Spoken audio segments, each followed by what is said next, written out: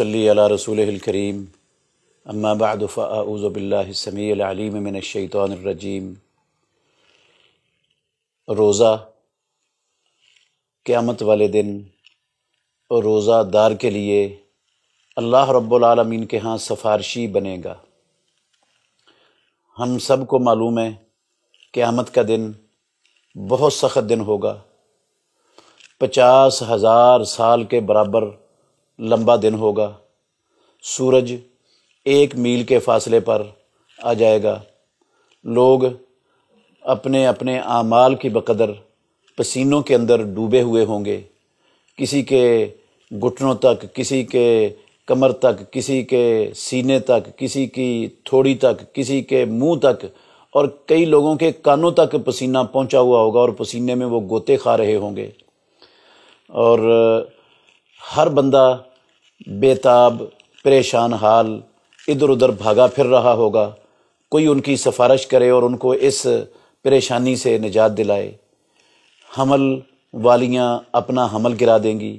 ماں اپنے دودھ پینے والے بچے کو بھول جائے گی، اور آسمان پھٹ جائے گا، آسمان پگھلے ہوئے تانبے کی طرح کا ہو جائے گا، سورج چاند ستارے بکھر جائیں گے، اور دنیا میں پہاڑ رنگین دنی ہوئی روئی کی طرح ہو جائیں گے، اور دوست کو دیکھنے کے لیے تیار نہیں ہوگا، بھائی بھائی سے بھاگے گا، ماں باپ سے اولاد ماں باپ سے بھاگے گی، ماں باپ ان سے بھاگیں گے، کوئی کسی کا پرسان حال نہیں ہوگا، ہر ایک کو نفسا نفسی کا عالم پڑا ہوا ہوگا۔ جس دن کے متعلق کائنات کے امام محمد الرسول اللہ صلی اللہ علیہ وسلم نے کہا ہے، یا معاشر قریش اشتروا انفسکم لا اغنی عنکم من اللہ شیئا، اے قریش کی جماعت اپنے آپ کو خرید لو، میں قیامت والے دن اللہ رب العالمین کے ہاں تمہارے کام نہیں آ سکوں گا۔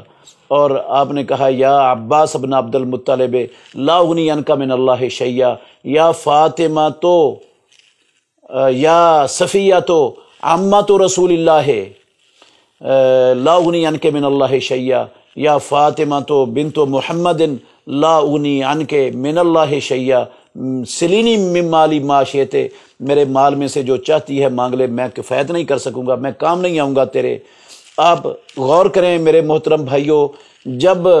رسول مکرم صلی اللہ علیہ وسلم اپنے قریبی رشتہ داروں کو، اپنے خاندان والوں کو کہہ رہے ہیں کہ اس میدان میں تمہارے کام نہیں آؤں گا، تو اور کون ہوگا جو کسی کے کام آ سکے؟ جب رسول اللہ صلی اللہ علیہ وسلم اپنے عزیزوں کے اور رشتہ داروں کے کام نہیں آ سکتے تو اور کون کام آئے گا کسی کے؟ یہ دن، اس شدید سخت دن میں جب کوئی کسی کی سننے کے لیے اور ہر ایک کو نفسا نفسی کا عالم ہوگا، اس دن بندے سفارشی ڈھونڈیں گے، اور وہ لمبی حدیث بھی یقیناً بہت سے بھائیوں کو معلوم ہے۔ آدم علیہ الصلوۃ والسلام کے پاس جائیں گے، نوح علیہ الصلوۃ والسلام کے پاس جائیں گے، سارے پیغمبر سفارش کرنے سے انکار کر دیں گے، ہر کوئی کہے گا آج اللہ رب العالمین بڑے غصے میں ہے، بڑا سخت ہے، نفسی نفسی، مجھے اپنی جان کی فکر ہے۔ محمد الرسول اللہ صلی اللہ علیہ وسلم کائنات کے امام سید ولد آدم یقیناً سفارش کریں گے اس دن، اور سفارش قبول بھی ہوگی رسول مکرم صلی اللہ علیہ وسلم کی حساب و کتاب شروع کرنے کے لیے۔ تو اس سخت ترین دن میں جب یہ کیفیت ہوگی، 2 سفارشی مسلمان کو، مومن کو ملیں گے، ایک سفارشی روزہ ہوگا اور دوسرا سفارشی قرآن ہوگا۔ مستدرک امام حاکم میں اور مسند امام احمد میں صحیح سند کے ساتھ مدینے والے امام محمد الرسول اللہ صلی اللہ علیہ وسلم کا فرمان ہے، عبداللہ بن عمر بن عاص کہتے ہیں رضی اللہ عنہما، الصیام والقرآن یشفعان للعبد یوم القیامہ، امام الانبیاء نے کہا قیامت والے دن روزہ اور قرآن یہ روزے دار کے لیے اور قرآن اپنی تلاوت کرنے والے کے لیے سفارشی بن کر آئیں گے، یہ سفارش کریں گے۔ یقول الصیام، روزہ کہے گا رب منعتہ الشراب والطعام والشہوۃ، یا اللہ میں نے اس بندے کو کھانے سے، پینے سے، شہوت سے روکے رکھا، فشفینی فیہ، میری سفارش اس بندے کے بارے میں قبول کر لے۔ اور قرآن کہے گا یا رب منعتہ النوم باللیل، یہ رات کو تہجد کے ٹائم اٹھ کر مجھے پڑھا کرتا تھا، میں نے اس کو رات کو سونے سے، جب نیند بڑی ہی پیاری ہوتی تھی، اس کو بڑی محبوب ہوتی تھی، بستر بڑا ہی پسندیدہ ہوتا تھا، یہ بستر کو چھوڑ کر یہ تیرے سامنے کھڑا ہو کر میری تلاوت کرتا تھا، میں نے اس کو رات کو اہم وقت کے اندر سونے سے روکے رکھا، یہ مجھے پڑھتا رہا، مجھے سمجھتا رہا، میرے اوپر عمل پیرا ہوتا رہا۔ فشفنی فی ہے، یا اللہ میری اس شخص کے بارے میں سفارش قبول کر لے۔ امام الانبیاء نے فرمایا فیشفعان،